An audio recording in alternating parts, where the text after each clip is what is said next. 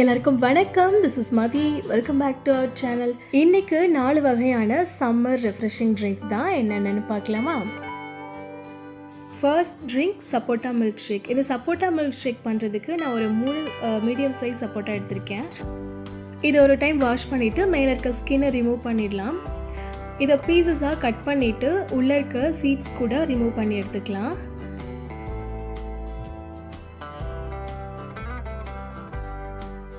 இப்போ இது ஒரு பிளெண்டரில் சேர்த்துக்கோங்க. கட் பண்ண சப்போட்டா. இது கூட நான் ஒரு 2 டேபிள் ஸ்பூன் அளவுக்கு மட்டும் சர்க்கரை சேர்க்குறேன். சுகர் உங்களோட இனிப்புக்கு தேவையான அளவு சேர்த்துக்கோங்க. 1 கப் அளவுக்கு காய்ச்சி ஆற வச்ச பால். காய்ச்சி ஆற வச்சுட்டு 1 மணி நேரத்துக்கு நம்ம ஃப்ரிட்ஜில் வச்சு எடுத்து வச்சுக்கலாம். பால் சில்லுன்னு சேர்த்துக்கோங்க. இது கூடவே ஒரு ஸ்கூப் ஐஸ்கிரீம், கொஞ்சமாக ஐஸ் க்யூப் சேர்த்துட்டு இதை நல்லா பிளெண்ட் பண்ணி எடுத்துக்கோங்க. அவ்வளோதான், சர்வ் பண்ணிக்கலாம்.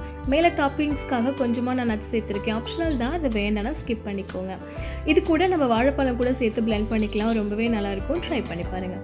ஐஸ்கிரீம் ஆப்ஷனல் தான், பட் சேர்த்தா ரொம்பவே நல்லாயிருக்கும். இல்லைனா நம்ம சில்டு மில்க் மட்டும் சேர்த்துட்டு பிளெண்ட் பண்ணிக்கலாம். Next refreshing drink Brazilian lemonade. இந்த ட்ரிங்க் பண்ணுறதுக்கு நான் ஓரளவுக்கு பெரிய லெமன் எடுத்திருக்கேன். இதை தோல் மட்டும் ஒரு 1/2 டீஸ்பூன் அளவுக்கு இந்த மாதிரி துருவி எடுத்து வச்சுக்கோங்க. இப்போது நம்ம இந்த ஸ்கின் எல்லாத்தையும் ரிமூவ் பண்ணிடலாம். மெயினாக அந்த லெமனில் இருக்க அந்த ஒயிட் பார்ட்டை கண்டிப்பாக ரிமூவ் பண்ணிடணும், இல்லைனா அது ஒரு மாதிரி ரொம்ப கசக்கும்.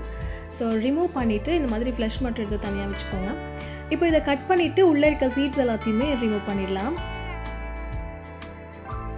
இப்போ ஒரு பிளெண்டரில் நம்ம கட் பண்ணி வச்சுருக்க லெமன், அது கூடவே நம்ம துருவி வச்சுருந்த அந்த லெமன் ஜெஸ்ட், 1 கப் அளவுக்கு தண்ணி சேர்த்துட்டு அதை நல்லா பிளெண்ட் பண்ணிவிட்டு ஃபில்டர் பண்ணி எடுத்து வச்சுக்கோங்க.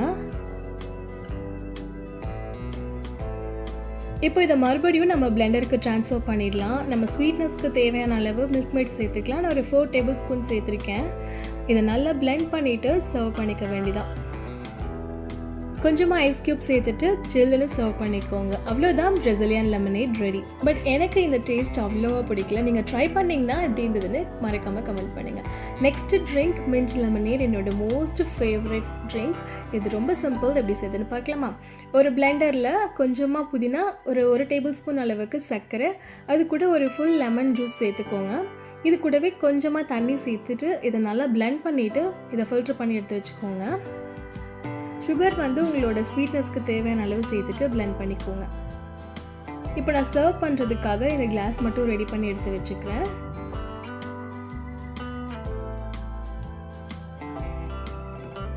இப்போ இந்த சர்விங் கிளாஸில் கொஞ்சமாக ஐஸ் க்யூப், ஒரே ஒரு லெமன் ஸ்லைஸ், கொஞ்சமாக புதினா இலை சேர்த்துக்கோங்க. நம்ம ரெடி பண்ணி வச்சுருந்த அந்த மின்ட் லெமன் மிக்ஸ்சர் அதையும் உள்ளே சேர்த்துக்கலாம்.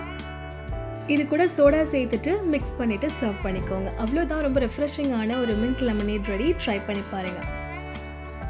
நெக்ஸ்ட் ரெசிபி பான் ஷாட்ஸ். இந்த பான் ஷாட்ஸ் வெத்தலையில் பண்ணக்கூடிய ஒரு மில்க் ஷேக் மாதிரி தான்.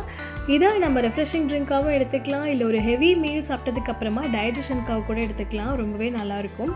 நான் ஒரு 4 வெத்தலையை நல்லா வாஷ் பண்ணிவிட்டு இந்த மாதிரி சும்மா ரஃபாக பிச்சு போட்டுக்கோங்க ஒரு பிளெண்டரில். இது கூட ஒரு 1/2 டீஸ்பூன் அளவுக்கு சோம்பு, அது கூடவே நான் ஏலக்காயில் இருக்க அந்த விதைகளை மட்டும் எடுத்து சேர்த்துக்கிறேன். ஒரே ஒரு சின்ன ஏலக்காய். உங்கள்கிட்ட ஏலக்காய் தூள் இருந்தால் கூட அது கூட ஒரு 1/2 டீஸ்பூன் அளவுக்கு சேர்த்துக்கோங்க.